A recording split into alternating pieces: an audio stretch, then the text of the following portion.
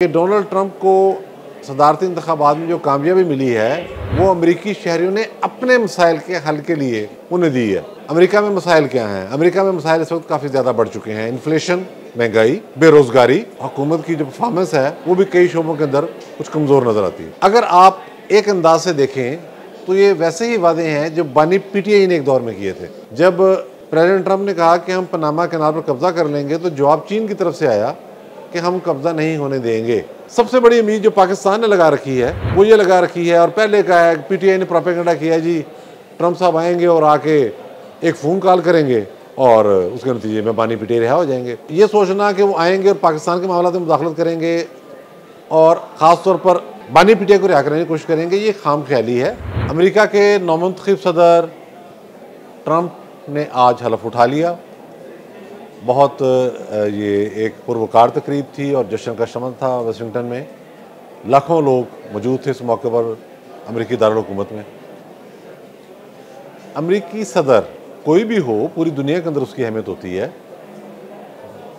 General डिगाल ने कहा था कि अमेरिका हर मुल्क का हमसाया है, तो ये अमेरिका की अमूमी रेपुटेशन है। लेकिन डोनाल्ड ट्रंप का सदर बनना इस हवाले से एक मुख्तलिफ पहलू रखता है कि वो एक नई सोच और नए जाविये के तहत आगे बढ़े हैं। इससे पहले जब सदर बने उस वक्त भी वो गैर रवायती अंदाज में सामने आए। फिर जब उन्होंने इलेक्शन लड़ा, अपनी मुद्दत पूरी करके जो बाइडन साहब मुंतखब हो गए तो उनके हामियों ने हंगामा आराई कर दी। आपके सामने क्या सूरत बनी। और गैर रवायती सोच, गैर रवायती अप्रोच, गैर रवायती कबीना, इसके असरात क्या होंगे हमें अपना आप भी देखना है और ज़ाहिर है दुनिया को भी देखना है। दुनिया से कट के कोई नहीं रह सकता। सबसे पहले तो ये बात जहन नशीन कर लें कि डोनाल्ड ट्रंप को सदारती इंतखाबात में जो कामयाबी मिली है वो अमरीकी शहरियों ने अपने मसाइल के हल के लिए उन्हें दी है।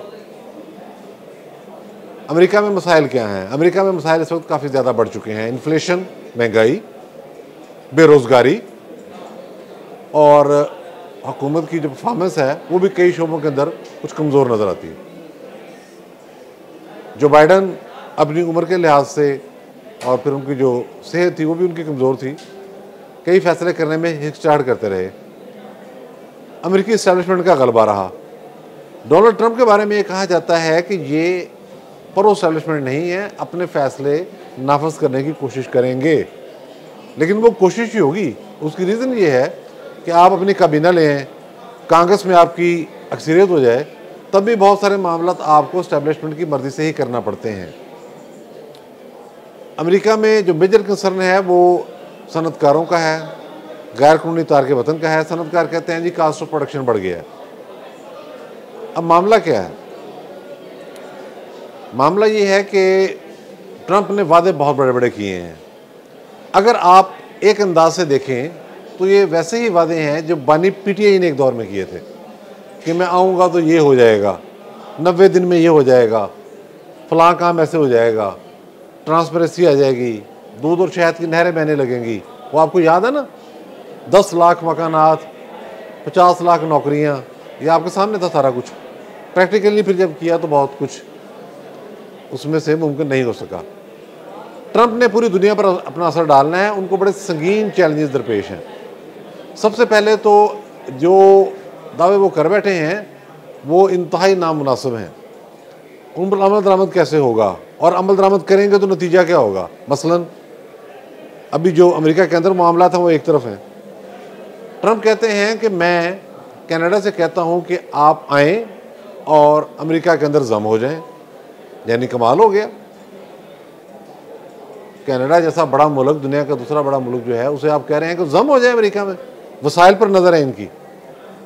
इस तरह ग्रीनलैंड जो दुनिया का सबसे बड़ा जजीरा है उसे भी कह रहे हैं कि आप अमेरिका का हिस्सा बन जाएं। आप अंदाज़ा लगाएं कि इलेक्शन में नतीजा जाने के बाद डोनाल्ड ट्रंप के साहबजादे ट्रंप जूनियर वहाँ गए और वहाँ जाके बाकायदा तकरीर की कि आप अमेरिका का हिस्सा बन जाएं। मामला यह है कि अमेरिका के पास अफरादी क़ुव्वत, जदीद तरीन मशीनरी, हैवी मशीनरी बड़ी भारी तादाद में है। कनाडा हो या ग्रीनलैंड, जहाँ पर बहुत वसी पैमाने पर कुदरती ज़खायर पाए जाते हैं मादनियात के, वो उस हवाले से सोचते हैं कि ये इलाका हमारे कब्ज़े में आ जाएगा।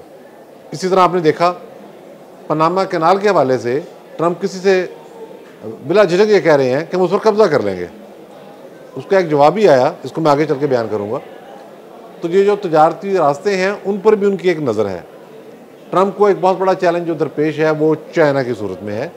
चीन की बढ़ती हुई जो इकानमी है वो अमेरिका के लिए एक दर्द सर है। अब ये कह रहे हैं जी मैं टैरिफ बढ़ा कर रोकूंगा उनको। टेस्ला की गाड़ी जो अमेरिका में बनती है उसी स्टैंडर्ड की, बल्कि बाज़ का ज़्यादा बेहतर फीचर वाली गाड़ी BYD चीन वाले बना रहे हैं, वो भी इलेक्ट्रिक गाड़ी है। चीनी मसनूआत पूरी दुनिया में फैल रही हैं और चीन रास्ते बना रहा है तिजारत के। इसीलिए जब प्रेसिडेंट ट्रंप ने कहा कि हम पनामा कैनाल पर कब्जा कर लेंगे तो जवाब चीन की तरफ से आया कि हम कब्जा नहीं होने देंगे। खैर, मैं ये नहीं कहता कि ये कोई मिलिट्री क्रैश होगा, ज़ाहिर है सफारती कशमकश होगी और ट्रंप करते भी हैं कि नहीं करते, लेकिन वो बड़े बोल बहरहाल बोल बैठे हैं। इस तरह उनकी ये कोशिश होती है कि अमेरिकी ट्रूप्स दुनिया में जहाँ भी हों उनको वापस बुलाया जाए। वो कहते हैं ये हम खर्चा क्यों उठाएं, लेकिन दूसरी हकीकत ये है कि अमेरिका का तो सारा कारोबार ही जंगी मशीनरी पर है।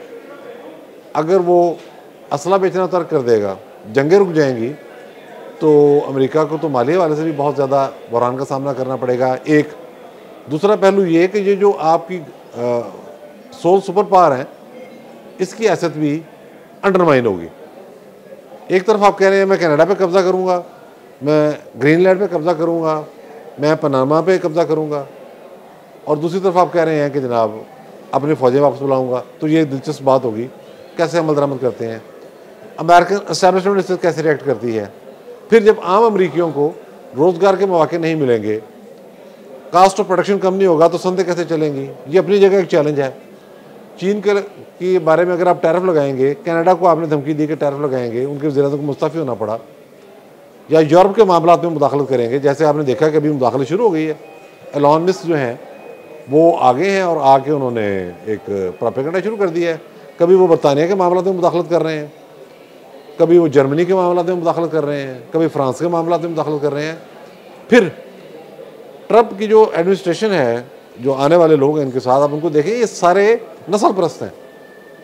अमेरिका के अंदर कई मरतबा ऐसे हो चुका है कि जो स्याह फाम है उनके साथ कुछ ज़्यादती हुई तो उसका बड़ा खौफनाक रिएक्शन आया, कई दिन हंगामे होते रहे। और जब ट्रंप पिछली दफ़ा भी आए हैं तो हमने देखा कि नस्ल परस्ती बढ़ गई, मुसलमानों के ख़िलाफ़ भी, बल्कि जितने भी गैर अमरीकी हैं जो पैदाइशी अमरीकी नहीं थे उनके खिलाफ कार्रवाई होनी शुरू हो गई। सबसे बड़ी उम्मीद जो पाकिस्तान ने लगा रखी है वो ये लगा रखी है, और पहले का है PTI ने प्रोपेगेंडा किया जी ट्रंप साहब आएंगे और आके एक फ़ोन कॉल करेंगे और उसके नतीजे में बानी पिटे रिहा हो जाएंगे। तो अर्ज़ ये है कि उनको तो अपने मसाइल से फुर्सत नहीं मिलने वाली।